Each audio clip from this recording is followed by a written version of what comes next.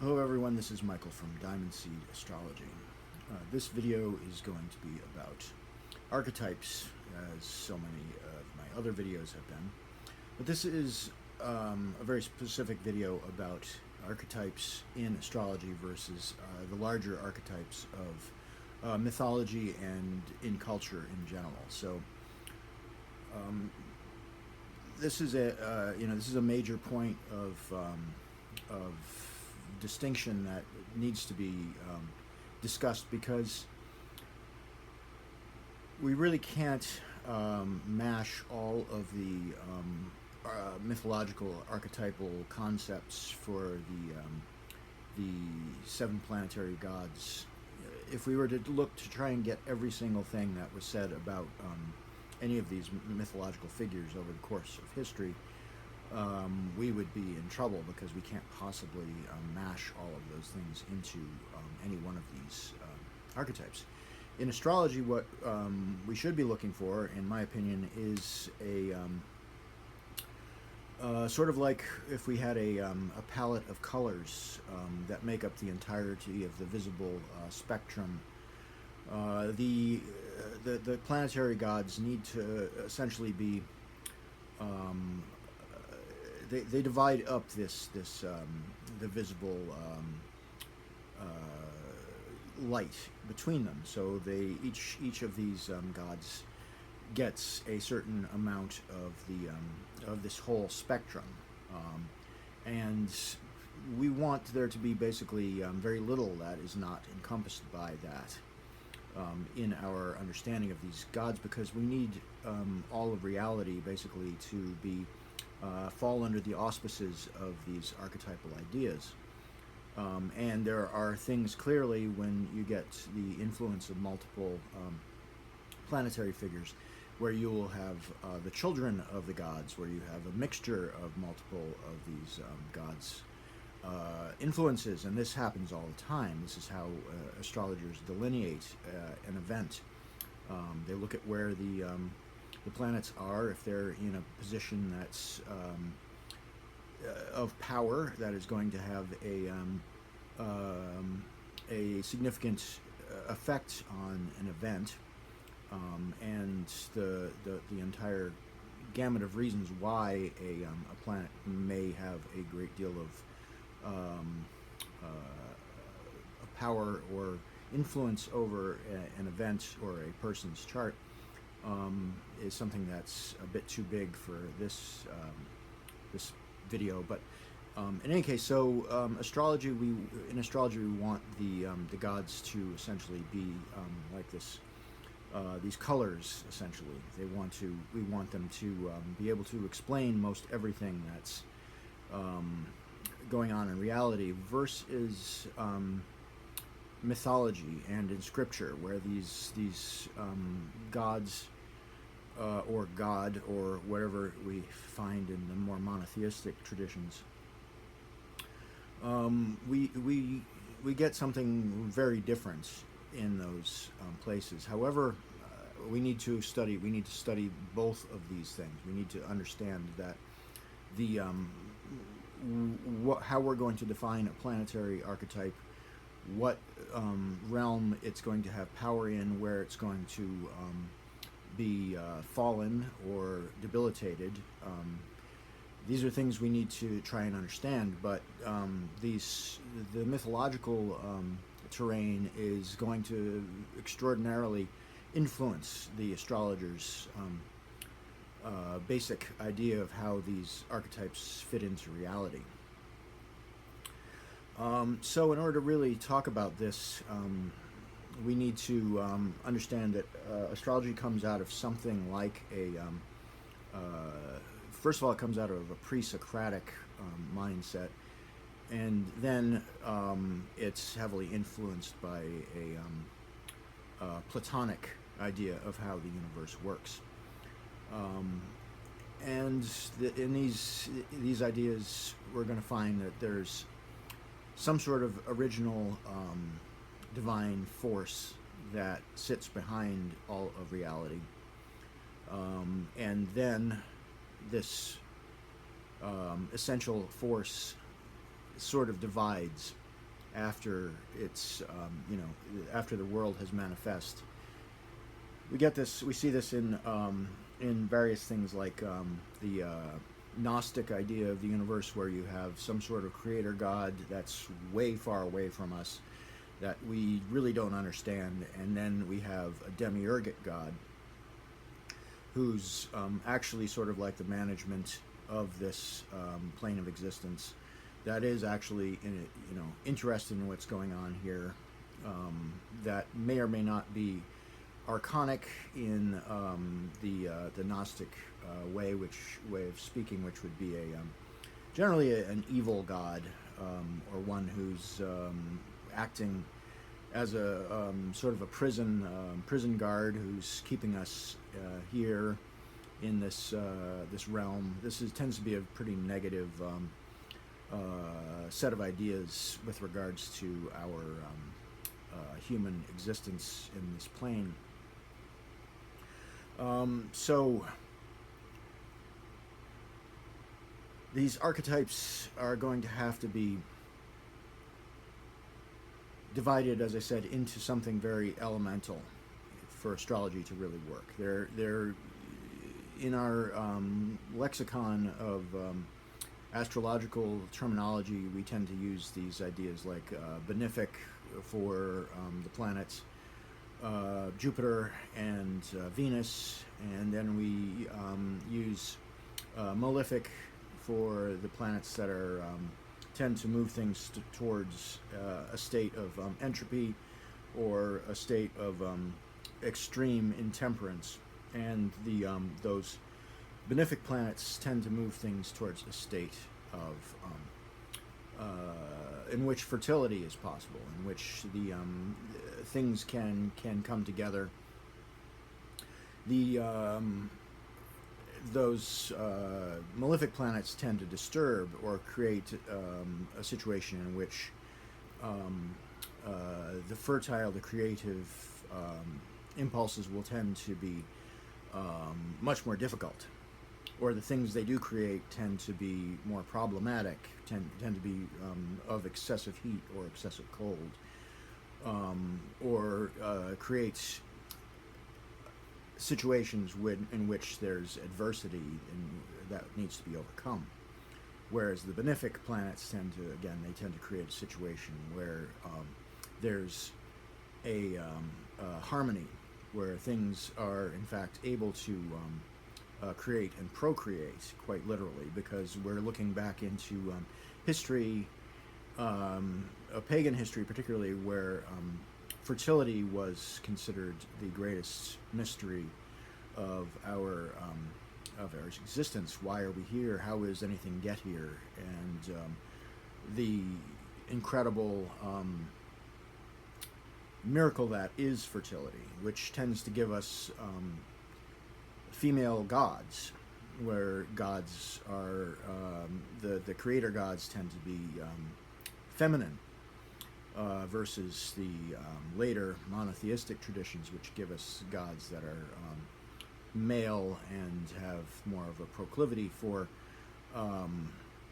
the suppression of the feminine, or the sort of like farming of the feminine, where the feminine is simply used to create things. So we get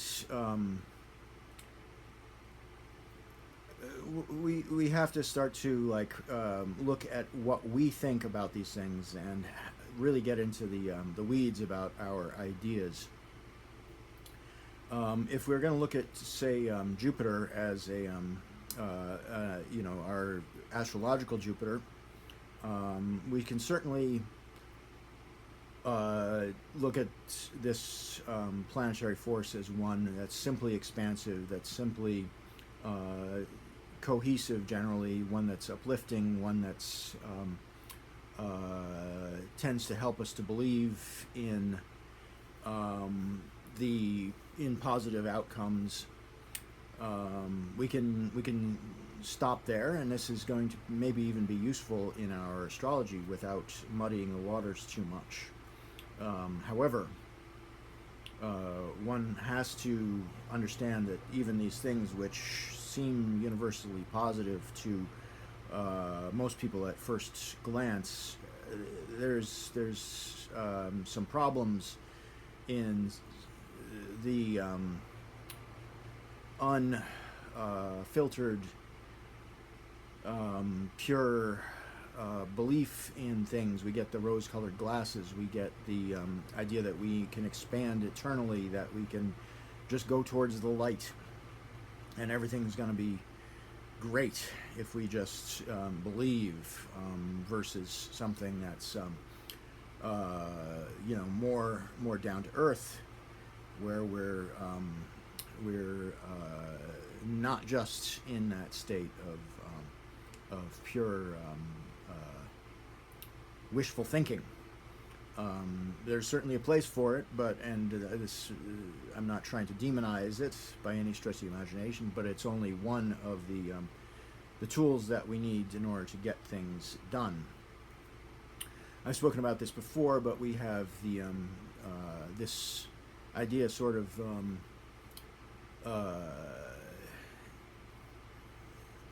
in the very basic techniques of astrology. So we know that the moon, who is, according to basic astrological thinking, the moon is the mother goddess. She is that which creates, and we know this because in electional astrology, we know that we need to choose times to do things when the moon is protected, when the moon is not being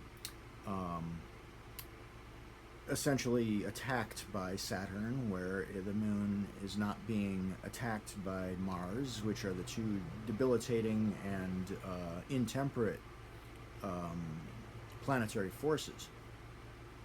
We could add to those two forces in our, in expanded astrology, where we include the three additional planets, Neptune, Uranus, and Pluto, where we could look at those planets also as being somewhat very debilitating to the moon, where they tend to create a degree of intemperance for one degree or another, or to one extent or another. And we would want to put the moon into contact with Jupiter, and potentially to a lesser degree with Venus, in order to get the best results out of a electional chart. And this is ancient astrology. This is not controversial what I'm saying. This is how you elect a time for to have an event, say a wedding, the launch of a business, the launch of any a product, when to start some kind of advertising campaign, or anything that you want to do that's requires the heavens to be smiling upon you. Essentially, you want to get the moon bona fide, so to speak, by Jupiter, which means possibly being in Sagittarius, or Pisces, which are Jupiter's two areas which he rules. And the moon also does really well, obviously, in the places where the moon is either in exaltation, which would be Taurus, or in Cancer, which he rules. And Cancer is also where Jupiter is exalted. So we have a lot of evidence from basic astrological technique that holds that these are in fact the meanings for astrologers of these archetypes. Now, just to keep focusing a bit on Jupiter, we should look at, I'm going to expand out a little bit and look at some of the larger archetypal territory that Jupiter tends to sit in Hellenistic thinking. So there's a fair amount of writing about Jupiter, which talks about him as having a cup bearer, and this cup cupbearer was a young boy, and so Jupiter was, by most accounts, was actually something of a pederast or a pedophile. He had a boy who was essentially his cup from which he drank. And the cupbearer is, in the stars, of course, is the astrological constellation of Aquarius. Jupiter does not rule Aquarius in the in traditional astrology, but this certainly changes our understanding of his relationship to the cupbearer when we understand that this is sort of a god who is harvesting the life force of a young man, or young, actually prepubescent boy, possibly. And we can also look at the larger archetypal territory, which is the centaur, which is the symbol of Sagittarius. And the centaur is, according to Dr. Hillman, and this is really not also something that's up to debate, the centaur was also the pederast. This was again, this was a very specific type of male who would harvest the fluids of young men. So we can all just be like horrified by these things, and maybe we want to just edit out and filter for all these things, because that's maybe not helpful to astrology to know that these that Jupiter or Zeus had these proclivities, and in fact was this was a significant part of this character's personality and the territory he ruled. This, in my opinion, you can hold both these things. We can know these things about this archetype. And we can also, and continue to understand that Jupiter, perhaps, and according to my reading of astrology, this Jupiterian archetype essentially was able to get what he wanted from the feminine, and that is very true of Jupiter's mythology, where he was kind of rapey. He had all sorts of affairs going on. His wife was incredibly jealous of him because he was always messing around, so to speak. And things didn't usually turn out well with the women that he was involved with. We can look at the astrology of this, and say that this that's probably something that's kind of reflected in the basic relationship between Jupiter and the feminine archetypes. We see that Venus is exalted in Pisces, which is ruled by Jupiter. So we, what are we gonna make from that? We can see that in the mythology that things often don't end well for the women around Jupiter. But we also know that Pallas Athena, who's, again, this is another archetype that is really, really good to do some digging about, to get some historical background in this Pallas Athena character, because Pallas Athena is clearly an archetypal representation of the Medusa, of the Amazonian character, who was potentially, hunting down young males, killing males, and um, mating with males after having drugged them, and basically, throw them away after they've been used as breeders, if necessary, or just simply kill them. So, what is this? We're getting a lot of really strange and mixed information about these planetary archetypes when we actually dig into these characters. Again, we can walk away from these, take this information, put it in our back pocket, and kind of move forward, knowing that we can just treat these planetary archetypes as forces of nature, which we, in many ways, we have to do.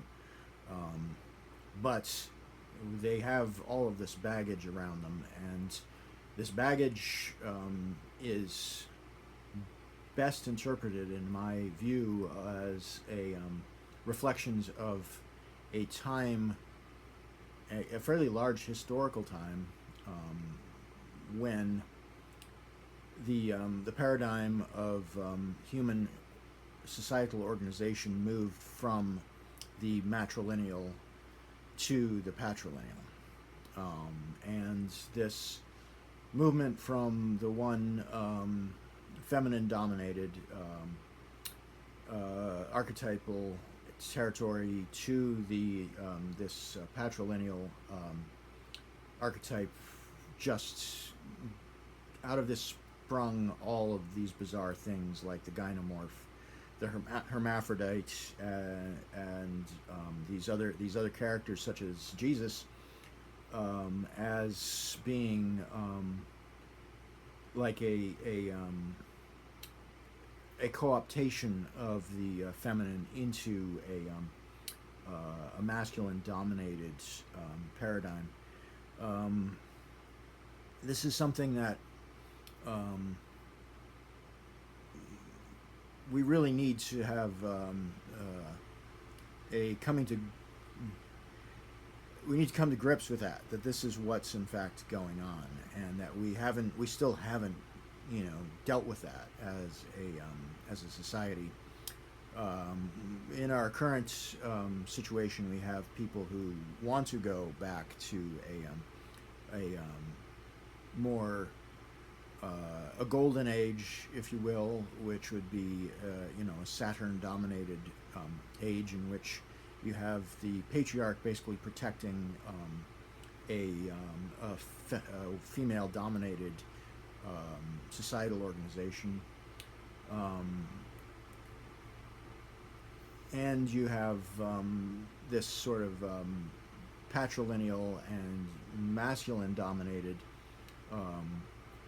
paradigm, which a lot of people are really happy to rail against the patriarchy, whatever exactly. I think a lot of people don't really know what they're talking about when they talk about that. Certainly, it's fine to simply criticize, as we can see in the world with critical theorists, just simply attacking whatever's going on in society, and being purely destructive, purely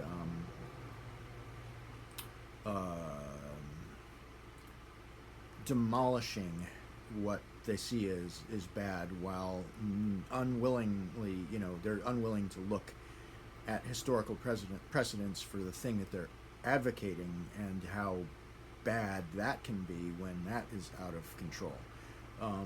So I've spoken about this at length in the past, but I'm trying to get better words and get more precise language